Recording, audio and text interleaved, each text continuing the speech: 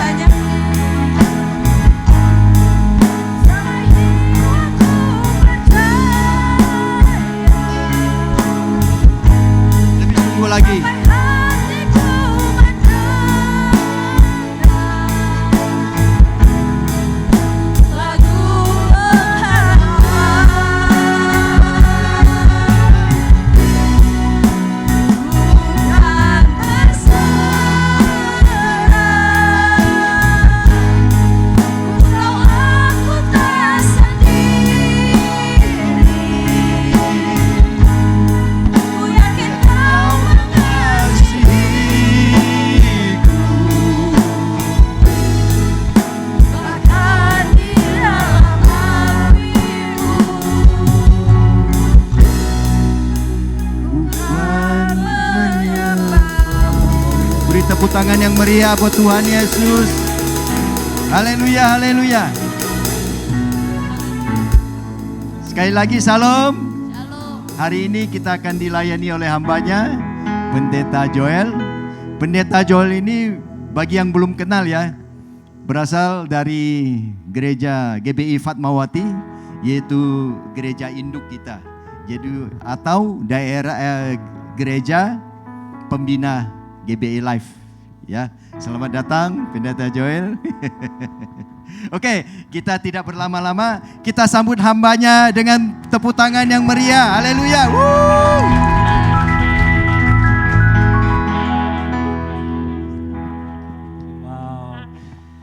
Mari kita berdoa bersama-sama sebelum kita mendengarkan firman Tuhan. Bapa, kami bersyukur dan kami berterima kasih buat pagi hari ini. Buat waktu yang terbaik yang Engkau berikan bagi kami untuk kami berada dalam hadirat-Mu Tuhan. Kami mau buka hati kami untuk Engkau berbicara sekali lagi dalam hidup kami. Untuk Engkau menaruhkan firman-Mu di dalam kehidupan kami Tuhan. Kami buka hati kami, taruhkan firman-Mu di dalam setiap roh kami Tuhan. Biar firman-Mu memerdekakan kami di dalam nama Yesus. Haleluya. Amin. Wow, shalom semuanya. Wah, senang sekali ketemu lagi nih. Udah lama kita semenjak pandemi ini kita lama gak bertemu ya. Tapi saya bersyukur saya masih melihat wajah-wajah yang setia, wajah-wajah yang luar biasa. Itu artinya saudara itu sudah ditanam dan tumbuh di tempat ini. Amin. Karena kalau nggak tertanam itu mukanya beda-beda gitu ya saudara. Tapi ini beneran semuanya luar biasa ya. Dan saya percaya ya ada kehidupan di gereja ini ya. Kita semua menarik kehidupan dari dalam setiap firman yang diberitakan dari tempat ini. Amin. Lagu tadi luar biasa banget. Thank you buat worshipnya ya. Nanti aku minta mungkin abis firman kita nyanyi lagi lagu tadi ya. Karena apa yang mau saya bagikan pada pagi hari ini hampir sama dengan tadi yang kita nyanyikan ya. Ku kan bernyanyi gitu ya. Bagaimana kata-katanya? Sampai jiwaku percaya. Sampai hatiku mendengar lagu pengharapan. Saudara, kita mau perkatakan, kita mau nyanyikan, ya. Kita mau declare apa yang kita harapkan hari-hari ini. Kenapa gini loh? Karena banyak orang itu hopeless. Tapi kita itu punya pengharapan. Dan pengharapan kita itu bukan kadang-kadang, mudah-mudahan. Pengharapan kita itu bukan ragu-ragu, pasti. Dalam Yakobus 1 enggak ada bayang-bayang. Kalau orang bilang gini, lihat masa depannya gimana masih bayang-bayang. Kita enggak. Kita lihatnya tuh pasti pengharapan kita. Amin. Kepastian. Tahun ini tahun yang penuh dengan kepastian pengharapan buat kehidupan kita. Amin. Nah hari ini kita harus terus declare, kita harus terus nyanyikan, kita harus perkatakan. Sampai jiwa kita ini percaya. Amin. Sampai hati kita ini, hati, jiwa, pikiran kita semua selaras dengan apa yang firman Tuhan katakan tentang hidup kita. Amin. Saudara, hari ini saya mau membawakan firman Tuhan tentang mempercayai Tuhan. Kenapa kita mempercayai Tuhan? Karena Tuhan itu terus bekerja buat kehidupan kita. Amin. Tuhan itu bekerja dan pekerjaan Tuhan tuh gak bisa kita nilai dengan apa yang kita lihat dengan mata kita hari ini. Dan tahukah kita bahwa Tuhan itu tidak pernah berhenti bekerja untuk mendatangkan kebaikan. Rancangannya bukan kecelakaan, amin. Tapi rancangan damai sejahtera, hari depan penuh dengan pengharapan. Artinya setiap menit, setiap detik dalam kehidupan kita, di balik layar yang kita gak lihat hari ini, Tuhan itu tetap bekerja. Amin. Saudara, hari ini saya mau bagikan ada 2 cerita. Ya, cerita yang mungkin kita sering dengar gitu ya. Dari firman Tuhan. Yang pertama adalah tentang perkawinan di Kana. Ya. Kita lihat Yohanes 2.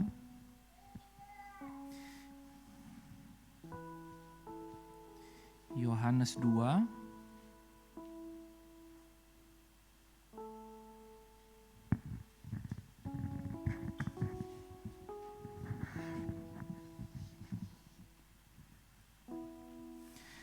Dari ayat yang pertama. Pada hari ketiga ada perkawinan di Kana yang di Galilea dan ibu Yesus ada di situ. Yesus dan murid-muridnya diundang juga ke perkawinan itu. Ketika mereka kekurangan anggur, ibu Yesus berkata kepadanya mereka kehabisan anggur. Alkitab nggak tulis jelas ya siapa aja yang tahu kekurangan anggur ini, tapi yang pasti di sini ibu Yesus tahu bahwa mereka lagi kehabisan anggur. Kata Yesus kepadanya, mau apakah engkau daripadaku ibu, saatku belum tiba. Tetapi ibu Yesus berkata kepada pelayan-pelayan, apa yang dikatakan kepadamu buatlah itu. Di situ ada 6 tempayan yang disediakan untuk pembasuhan menurut adat orang Yahudi. Masing-masing isinya 2-3 buyung. Yesus berkata kepada pelayan-pelayan itu. Kepada siapa Yesus berkata? Pelayan-pelayan itu, isilah tempayan-tempayan itu penuh dengan air dan mereka pun mengisinya sampai penuh. Lalu kata Yesus kepada mereka, sekarang cedoklah dan bawalah ke pemimpin pesta. Lalu mereka pun membawanya.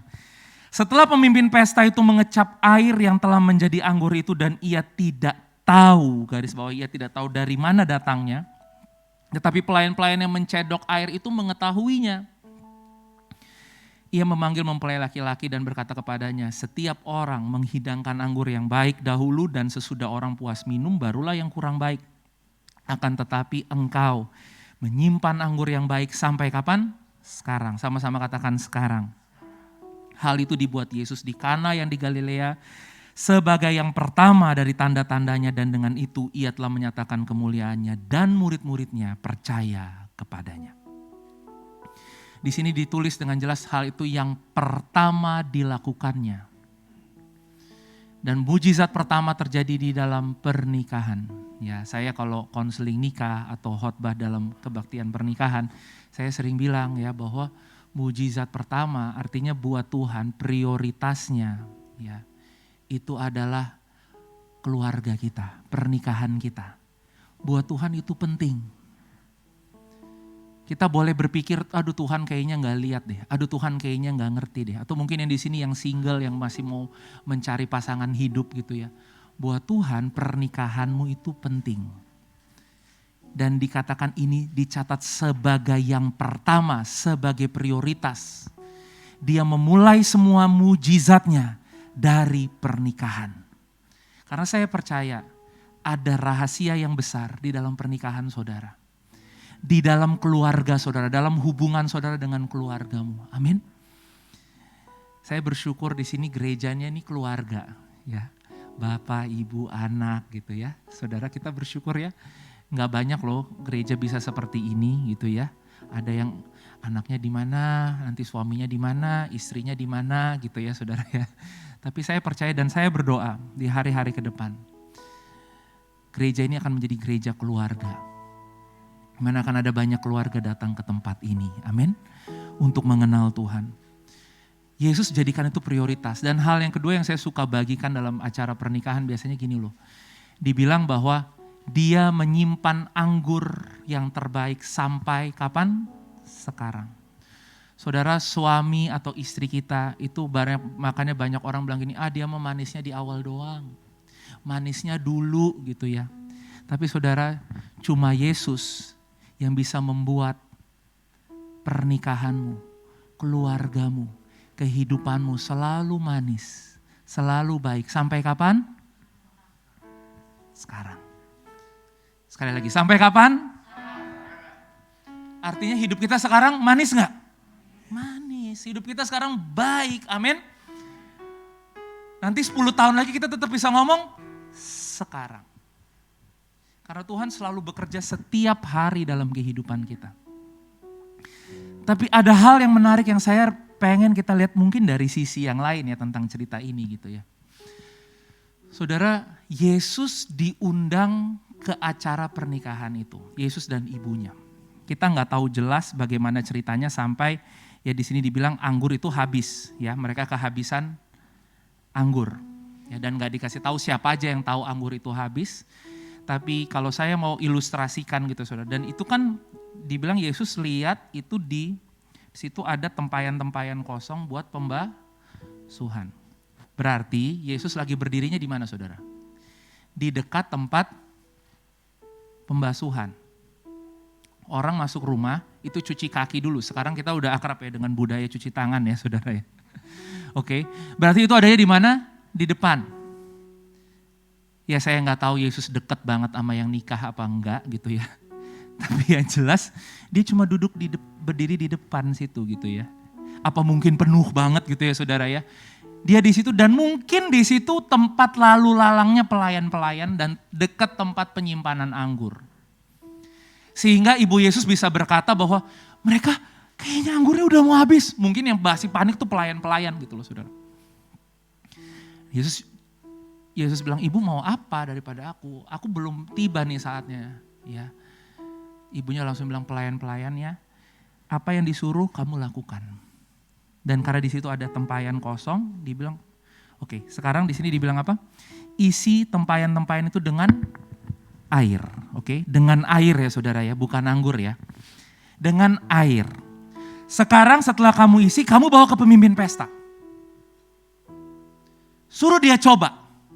Oke, pelayan kan cuma dengerin aja. Bawa kasih pemimpin pesta. Begitu dia coba, ternyata itu apa? Anggur yang terbaik. Saya berpikir gitu ya. Kemungkinan, karena tidak dicatat juga gitu ya. Kemungkinan mempelai pria dan pemimpin pesta itu mungkin kalau sekarang WO gitu ya. WO-nya itu nggak tahu apa yang terjadi di belakang sana. Yang mereka tahu cuma, lah kok tiba-tiba ada anggur yang, waduh ini anggurnya baik nih. Sampai si WO-nya datang ke mempelai pria dan bilang, wah kamu hebat. Semua orang itu cuma bisa kasih yang baik tuh di awal. Habis itu yang kurang baik. Tapi kamu menyimpan yang baik sampai sekarang. Mungkin mempelai prianya lagi sambil sambut-sambut tamu gitu. Bingung juga saudara. Hah? Anggur yang baik sampai sekarang? Tadi saya katakan, saya juga bingung. Saya masih ragu gitu ya. Mempelai pria tahu gak anggur itu hampir habis atau tidak gitu ya. Ketika WO-nya datang sama dia kaget. Wah, maksudnya apa nih gitu ya.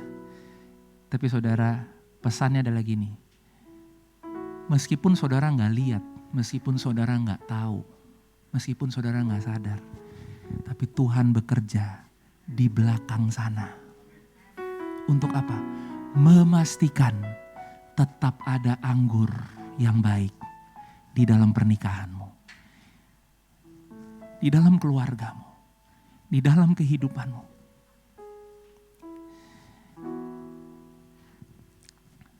Yesus bikin ini bukan di tengah-tengah ruangan saudara. Yesus nggak terus pengumuman, oke semuanya denger ya, saya mau bikin mujizat gitu.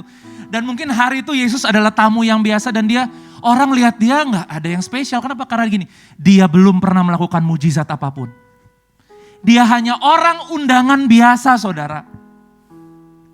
Dia nggak buat itu di tengah-tengah pesta. Mungkin kan hari ini kita kan bilang gini, Tuhan kalau Tuhan mau bikin mujizat, aku pengen lihat dong. Paling nggak kasihlah contekan-contekan dikit gitu Tuhan. Supaya aku ini udah takut banget, khawatir banget gitu misalnya ya saudara. Mau dong lihat dikit Tuhan kerjanya gimana sih.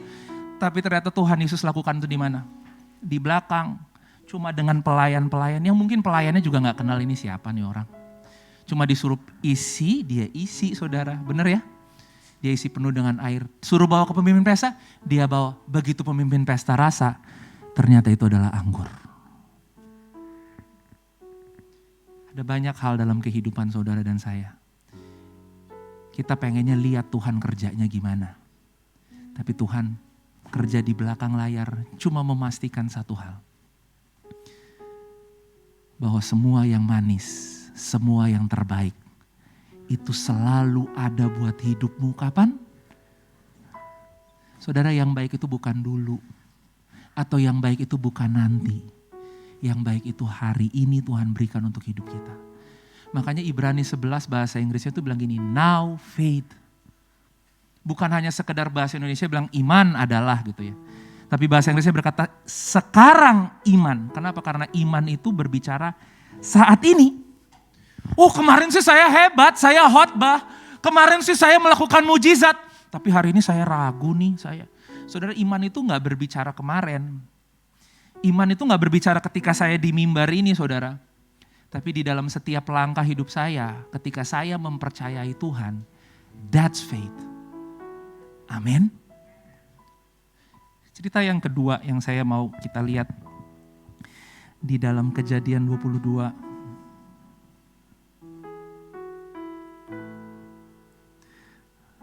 Thank you banget ya ditemenin ya.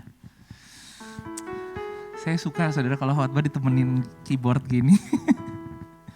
Kejadian 22. Mungkin kita gak usah baca semuanya ya saudara ya. Saya mau kita dengar dulu ceritanya tentang Abraham. Abraham ini umur 100 tahun dikasih anak. Dia gak punya anak. Sampai umur 100 dia punya anak, saudara. Dan ketika dia punya anak, ya Ishak mungkin udah gede ya. Karena dikatakan di sini dia bisa bawa kayu di pundaknya. Kalau anaknya masih bayi mungkin dia gak bisa bawa kayu, benar gak? Dia bisa jalan sama papanya, gak digendong papanya, benar ya saudara ya? Berarti gak langsung lahir terus suruh mati, bener kan? Udah gede nih. Artinya kalau udah gede, papanya sama Ishak ini udah ada bonding gak saudara? Tiap hari main, tiap hari ngobrol gitu ya. Aduh kamu lucu, kamu hebat banget sih nak gitu ya. Bahkan Ishak punya banyak cerita lah dalam kehidupannya. Sampai di satu hari Tuhan bilang, Abraham persembahkan Ishak. Kita tahu juga dari cerita ini, Abraham bukan orang yang nunggu-nunggu. Aduh ntar dulu deh, aduh kayaknya salah suara nih, kayaknya bukan suara Tuhan nih. Aduh Tuhan kasih tanda dulu deh. Abraham bukan orang yang kayak gitu. Makanya dibilang di sini kalau nanti saudara baca di rumah ya, ayat 3. Keesokan harinya pagi-pagi. Nggak tunggu lama, Tuhan kasih firman besok pagi-pagi benar. Itu artinya apa? Dia nggak tunggu-tunggu. Dia langsung pergi. Di pelana keledainya memanggil 2 orang bujangnya beserta Ishak anaknya. Ia ambil kayu untuk korban bakaran lalu berangkatlah dia ke tempat yang dikatakan Allah kepadanya. Dia jalan, pada hari ketiga Abraham melayangkan pandangannya. Kelihatanlah tempat itu dari jauh. Artinya gini saudara, 3 hari dia berjalan. Kira-kira apa yang ada di pikiran Abraham 3 hari itu? Kalut. In the middle of nowhere. Benar ya saudara ya? Di lembah yang gelap, kelam. Pernah gak saudara dalam hidup nih kayak jalan tuh gak tahu ini sebenarnya gue lagi ngapain sih? Sebenarnya nih apa yang terjadi sih dalam kehidupanku gitu. Pernah gak punya banyak pertanyaan di dalam pikiran kita kayak gitu? Tapi dia jalan terus karena Tuhan suruh dia jalan. Saudara by the way jangan nyerah ya. Jalan terus, amin. 3 hari. Secara manusia 3 hari perjalanannya dia mungkin ada pikiran itu, saya nggak tahu ada apa tidak. Karena gini loh saudara, dia harus menyerahkan anak itu kepada Tuhan dan dia harus melakukannya dengan tangannya sendiri. Saudara bayangin nggak? Saudara tahu bahwa 3 hari lagi anak saya akan mati dan saya yang akan bunuh anak saya. Saya yang akan ambil pisau, saya yang akan sembelih dia buat Tuhan. Perasaan kita sebagai orang tua itu pasti nangis di sini saudara. Karena kita tahu kapan dia akan mati dan kita tahu bagaimana caranya dia akan mati saudara. Dan dia mati dengan tangan kita sendiri. Dia tahu itu, tapi saya bersyukur saudara. Yang jadi perenungan hati Abraham itu bukan ketakutannya, kegalauannya itu saudara. Kenapa saya bisa bilang itu yang jadi perenungan hatinya dia? Setelah 3 hari dia bilang sama hamba-hambanya, kamu di sini aja. Aku beserta anak ini akan pergi ke sana, ke tempat itu. Dan dia bilang gini, kami akan sembahyang. Bahasa Inggrisnya bilang we will go yonder, worship. Kata worship pertama kali itu terjadi di cerita Abraham ini. Jadi worship itu bukan sekedar nyanyi saudara. Amin. Kalau sekarang saya bilang, saudara bilang, saya nggak bisa worship, saya nggak bisa nyanyi, suara saya jelek gitu. Memang worship bukan nyanyi, saudara.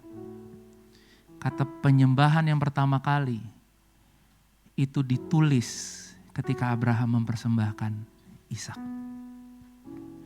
Akhirnya dia bilang, kami akan pergi menyembah Tuhan. Kalian di sini, kami akan kembali kepadamu. Wow.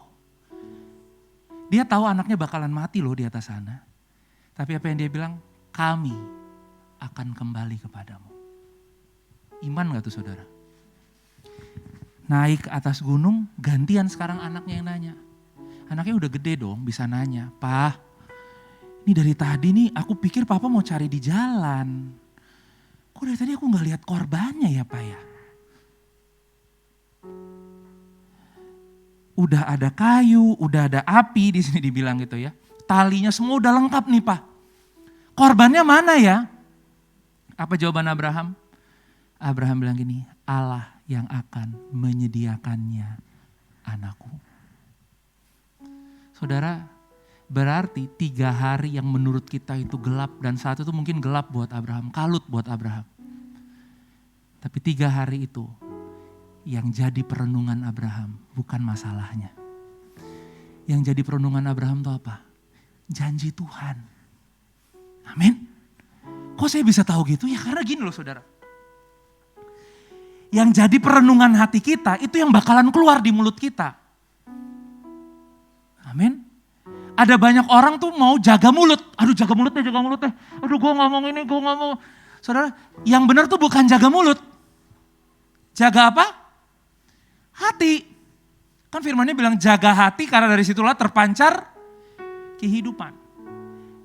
Karena apa yang ada di hatimu itu yang keluar dari mulutmu. Jadi bukan jaga mulut, saya nggak mau ngomong.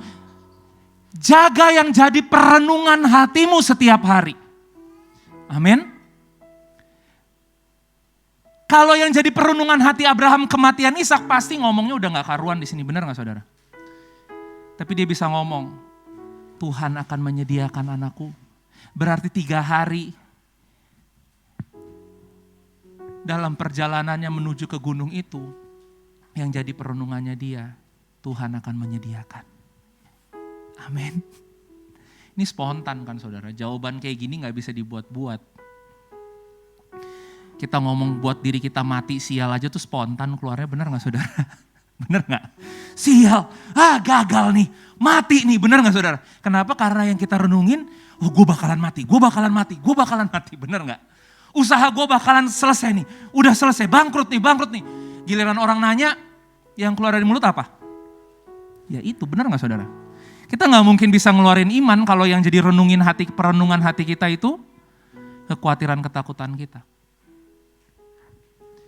Dia naik terus ke atas gunung saudara. Sampai di atas gunung ayat 9. Kejadian 22 ayat 9 dibilang gini. Saudara bayangin ya. Sampailah mereka ke tempat yang dikatakan Allah kepadanya. Lalu Abraham mendirikan mezbah.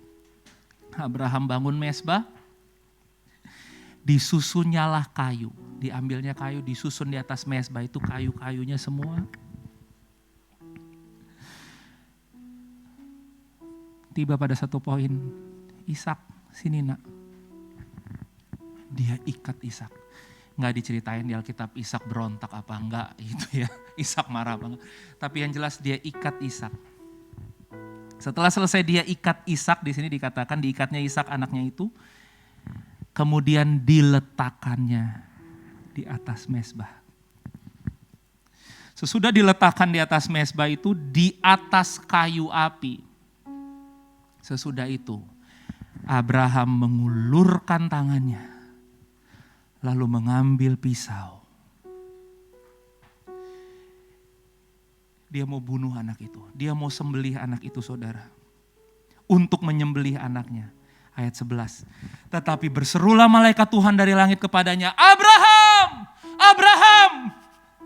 Lalu sahutnya, ya Tuhan, dia bilang itu. Lalu ia berfirman, jangan bunuh anak itu. Dan jangan kau apa-apakan dia. Sebab telah ku ketahui sekarang bahwa engkau takut akan Allah dan engkau tidak segan-segan untuk menyerahkan anakmu yang tunggal kepadaku. Saudara, ini adalah gambaran Yesus. Amin. Dan Abraham menamai tempat itu Tuhan menyediakan.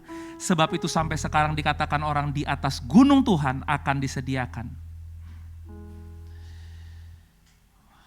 Ayat 13 bilang gini, lalu Abraham menoleh dan melihat seekor domba jantan di belakangnya. Setelah dibilang, Abraham jangan kau apa-apakan anak itu.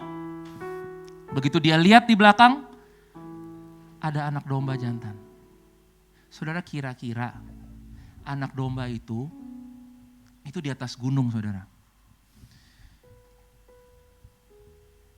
Mungkin gak, saudara pikir deh, mungkin gak Tuhan gini, ting, muncul anak domba.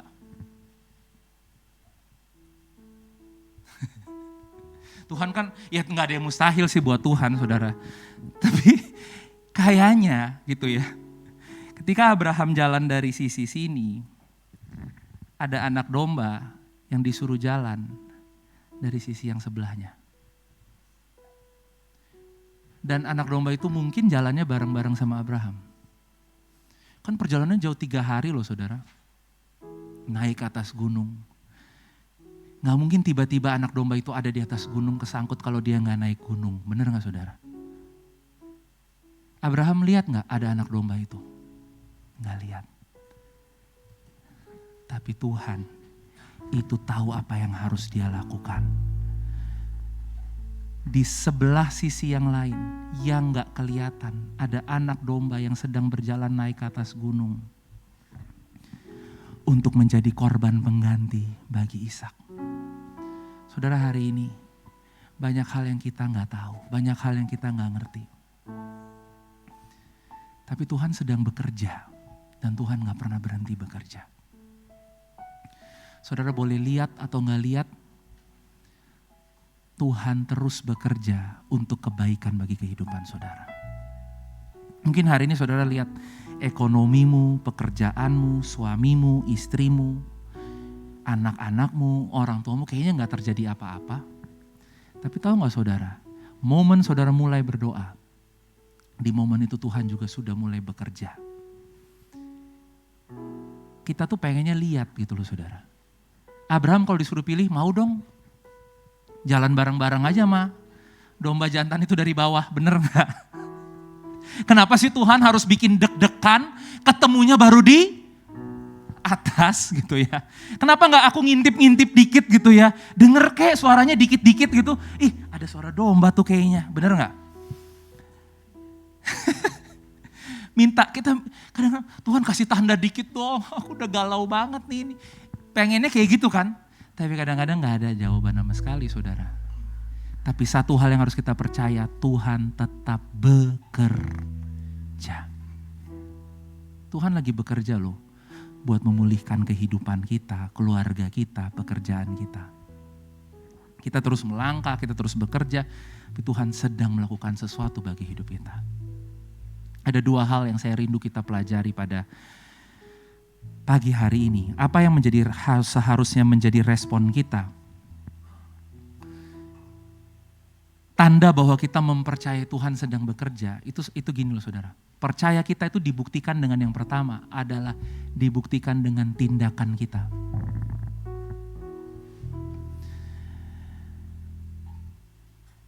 Pelayan-pelayan di pernikahan di Kana itu, dia mau taat dan dia mau isi tempayan itu dengan air. Setelah dia isi, dia bawa ke pemimpin. Artinya dia melakukan sesuatu enggak? Saudara, ketika saudara enggak mengerti apa yang terjadi hari ini, jangan berhenti.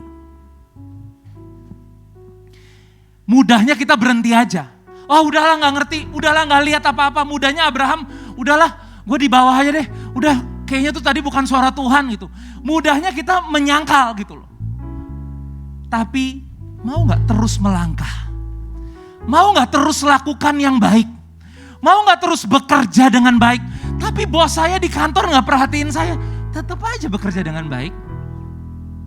Tapi suami saya, istri saya, tetap lakukan yang baik buat suamimu, tetap lakukan yang baik buat istrimu, buat anakmu, buat keluargamu. Tetap lakukan kehidupanmu dan jangan berhenti.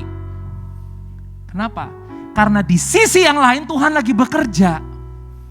Itu bukti percaya kita. Aku percaya bahwa at some point di satu titik dalam kehidupanku, ketika aku sedang berjalan ke sana, apa yang Tuhan kerjakan itu akan ketemu. Amin. Jangan berhenti. Ya. Tindakan kita membuktikan iman kita. Amin. Tuhan gak mau kita sekedar diam saja, terus bergumul, minta tanda. Banyak orang tuh mau melangkah minta tanda terus gitu saudara. Tuhan suruh melangkah minta tanda, bukannya melangkah minta tanda terus. Kumpulin masukin kantong. Bener gak? Tapi gak jalan-jalan. Saudara, kadang-kadang kita itu minta tanda karena kita ragu, bener gak? Orang yang percaya itu gak perlu minta tanda. Petrus ketika dia percaya, dia langsung jalan atas air. Dia gak perlu Tuhan kasih tanda dulu bahwa dia bisa jalan atas air. Amin. Dan yang kedua saudara, iman kita, kepercayaan kita. Percaya bahwa Tuhan itu sedang bekerja dan saat ini terus bekerja buat kehidupan kita. Yang kedua, itu buktinya dari mana? Dibuktikan dari apa yang menjadi perenungan hati kita dan ucapan mulut kita. Sekali lagi saudara, perhatikan apa yang engkau renungkan hari ini. Karena apa yang saudara renungkan itu hari ini sedang mempercayai apa yang Tuhan sedang lakukan dalam kehidupanmu. Amin. Jangan sampai Tuhan lagi kerja, saudara di sini ngomongnya lain terus. Ngomongnya mati sial pokoknya yang jelek-jelek terus gitu. Padahal di sisi yang lain Tuhan lagi bekerja. Cara kita confirm Tuhan bekerja, itu bukan dengan ngomongin yang buruk, benar gak saudara? Kalau kita tahu Tuhan sedang bekerja, kita gak akan ngomong yang jelek buat kehidupan kita. Kita gak akan gampang ngomong yang jelek buat keadaan kita, buat hidup kita, amin. Kenapa? Karena kita tahu Tuhan lagi kerja. Kenapa kita ngomong yang jelek? Karena kita gak tahu Tuhan di mana. Makanya ngomongnya aneh-aneh terus, benar gak saudara? Tuhan lihat gak sih? Tuhan peduli gak sih?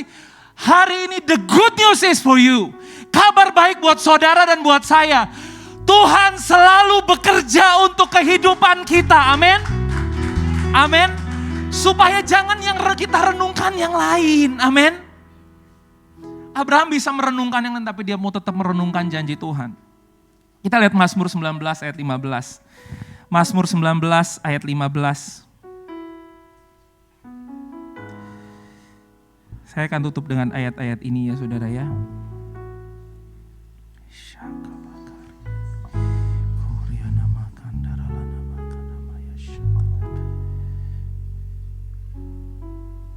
Mudah-mudahan engkau berkenan akan ucapan mulutku dan renungan hatiku ya Tuhan, gunung batuku dan penebusku.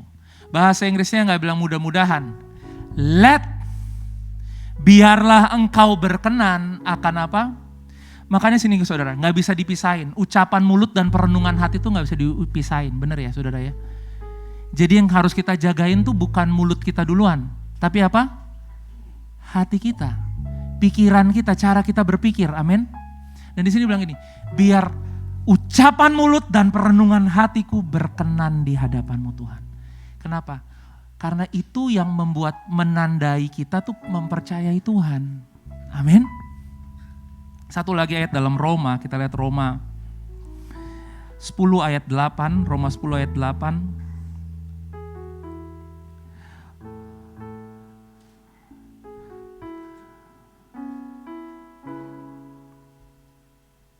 Tetapi apakah katanya ini? Firman itu dekat kepadamu, yakni di dalam mulutmu dan di dalam hatimu. Itulah apa saudara?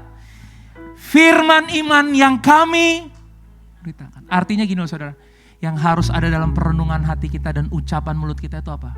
Firman iman. Amin. Firman itu dekat, yakni di mulut dan di dalam hati kita. Bahasa Inggrisnya bilang meditation of your heart. Let the word of my mouth and the meditation of my heart be pleasing unto you. Menyenangkan Engkau Tuhan. Saudara, ini yang harus kita perhatikan. Karena itu harus jalan align dengan apa yang Tuhan kerjakan dalam kehidupan kita. Amin. Itu adalah bukti bahwa kita nih mempercayai Tuhan sedang bekerja buat kehidupan kita.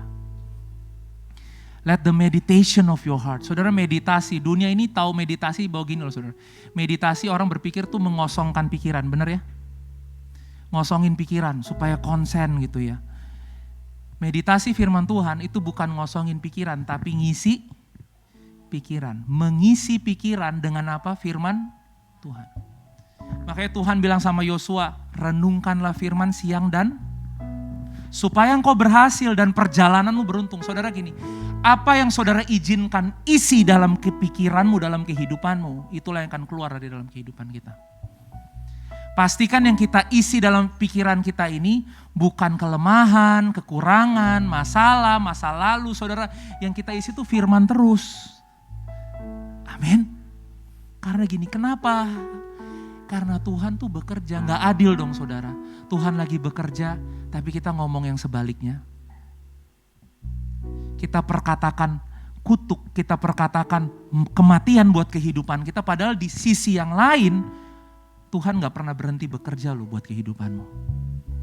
Hanya karena hari ini saudara belum melihatnya, bukan berarti Tuhan berhenti bekerja. Tuhan tetap bekerja dan sedang bekerja. Mari kita align dengan tindakan kita. Kita align dengan perenungan hati dan ucapan mulut kita. Mempercayai bahwa Dia tidak pernah gagal. Amin. Siapa yang hari ini pernah berpikir, pernah merasa Tuhan masih gak sih lagi menjawab doaku? Tuhan masih dengerin doaku gak? Bahkan doa-doa yang mungkin saudara udah lupa. Tapi ketahuilah, sejak engkau mendoakan itu, Tuhan gak pernah berhenti bekerja. Satu hari saudara bakalan kaget-kaget. Ternyata dulu aku pernah doain ini ya. Kita boleh berhenti berdoa, tapi Tuhan gak pernah berhenti untuk mengerjakan sesuatu yang baik dalam kehidupan kita. Jadi kalau hari ini kayaknya gak ketemu hasilnya gitu, kayaknya gak ada perubahannya Pak. Udah percaya aja, Tuhan lagi bekerja. Dan Tuhan gak pernah berhenti bekerja. Amin. Mari kita bangkit berdiri bersama-sama. Saya minta kita nyanyiin lagu tadi sebelum kita menyanyikan firman Tuhannya. Mungkin ada siang hari ini saudara-saudara yang sudah mau menyerah. Saudara-saudara yang mungkin berkata, ini aku sebenarnya lagi di mana sih? Aku harus buat apa lagi? Aku harus lakukan apa lagi? Pernah gak saudara bingung? Apa yang sedang terjadi dalam hidupmu? Tapi hari ini kita dipanggil untuk mempercayai satu hal. Bukan untuk melihat buktinya saudara, tapi untuk percaya bahwa Tuhan tidak pernah berhenti bekerja dan sedang bekerja di balik layar buat kehidupan aku, suamiku, istriku, anakku, keluargaku, masa depanku. Amin. Kita nyanyi lagu ini sekali lagi. Yes. Sampai jiwaku percaya, sampai hatiku mendengar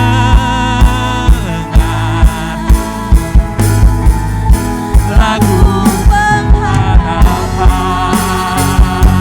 Bukan berserah, bukan berserah.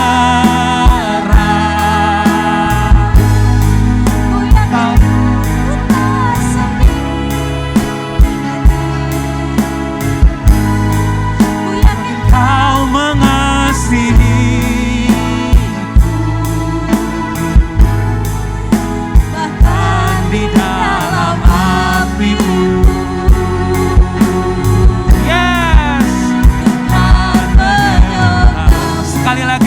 nyanyi lagu ini ya saudara.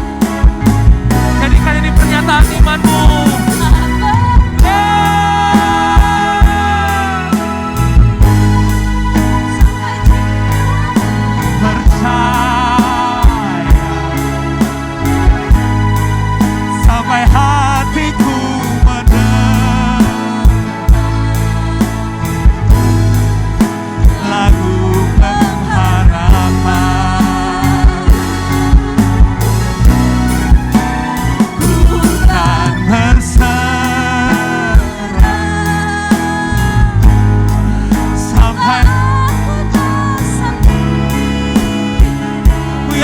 Kau mengasihiku. Ku yakin Kau mengasihi.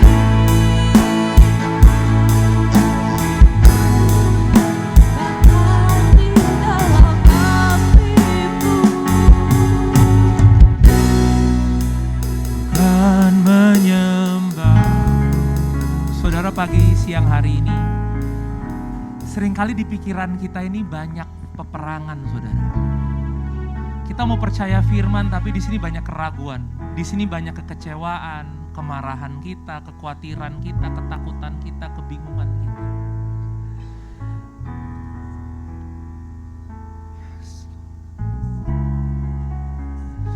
Tuhan panggil saudara untuk percaya lebih daripada saudara mengerti, lebih dari saudara melihat.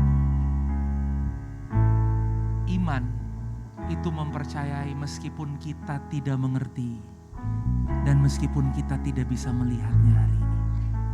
So setiap suara apapun yang mungkin sedang berperang, mungkin menuduh saudara, menghakimi saudara, menyalahkan saudara, membuat engkau lemah, membuat engkau mau menyerah hari ini. Sekali lagi saya ajak kita nyanyi lagu ini. Yes. Ku kan bernyanyi sampai jiwaku percaya, sampai hatiku mendengar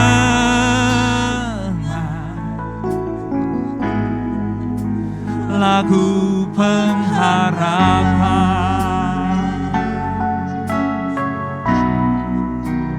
Ku kan berserah,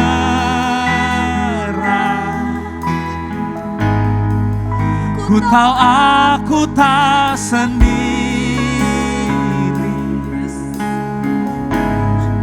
Ku yakin Kau mengasihiku.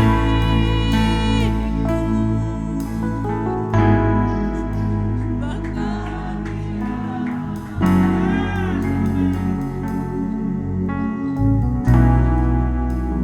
Kan menyembahmu. Beri tepuk tangan yang meriah buat Tuhan Yesus. Haleluya. Katakan bersama saya, haleluya. haleluya. Siapa yang diberkati Tuhan boleh lambaikan tangannya. Beri tepuk tangan sekali lagi yang paling meriah buat Tuhan Yesus. Saya atas nama Gembala dan seluruh jemaat mengucapkan terima kasih Pak Gembala, Pak Pendeta atas pelayanannya. Luar biasa, luar biasa. Silakan duduk Bapak Ibu Saudara. Haleluya, kita siapkan hati kita untuk menerima tubuh dan darah Yesus. Kita berdoa, Tuhan terima kasih untuk firman-Mu. Berkati Pendeta Joel ya Tuhan, dia keluarga besarnya, pelayanannya, apapun yang dikerjakannya mulai sekarang Tuhan buat berhasil. Terima kasih Bapak, terima kasih Tuhan. Kami tibalah saatnya kami mau menyatu dengan tubuh dan darah-Mu ya Tuhan. Kami percaya ini bukan hanya peringatan akan penderitaan-Mu, akan penyaliban-Mu, akan kematian-Mu, akan kebangkitan-Mu, dan akan kenaikan-Mu. Tetapi juga kami percaya ketika kami menyatu dengan tubuh dan darah-Mu ini, kami disembuhkan, kami dipulihkan, kami ditolong, kami diberi kemenangan. Mari kita bangkit berdiri. Angkat roti di sebelah tangan kanan kita dan katakan bersama saya, dalam nama Yesus, inilah roti yang turun dari surga. Inilah tubuh Yesus Kristus. Tubuh Yesus sendiri yang menanggung segala dosaku, pelanggaranku, penyakitku di atas tubuhnya di kayu salib, agar aku yang mati bagi dosa hidup oleh kebenaran, dan oleh bilur-bilurnya aku dan keluargaku sudah disembuhkan, sudah dipulihkan, sudah dijamah dalam nama Yesus. Inilah tubuh Yesus Kristus. Ambil dan makan.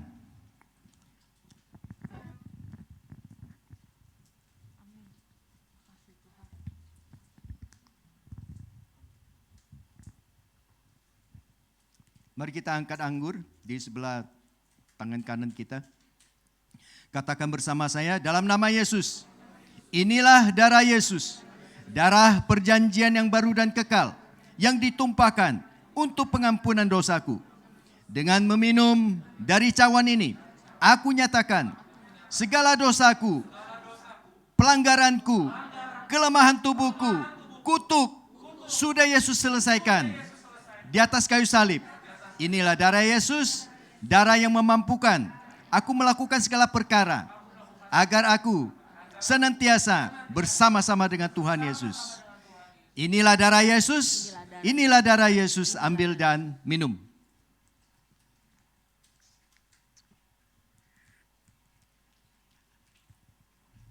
Angkat kedua tanganmu. Pulanglah, bawalah berkat Tuhan, damai sejahtera. Tuhan memberkati engkau dan Tuhan melindungi engkau. Tuhan menyinari engkau dengan wajahnya dan memberikan engkau kasih karunia-Nya. Tuhan menghadapkan wajahnya kepadamu dan memberikan engkau shalom-Nya, damai sejahtera-Nya. Tuhan mengaruniakan kepada engkau kesehatan yang prima dan kekuatan yang baru setiap hari, mulai saat ini sampai Maranatha, kedatangan Tuhan yang kedua kalinya. Yang diberkati Tuhan sama-sama katakan amin, haleluya.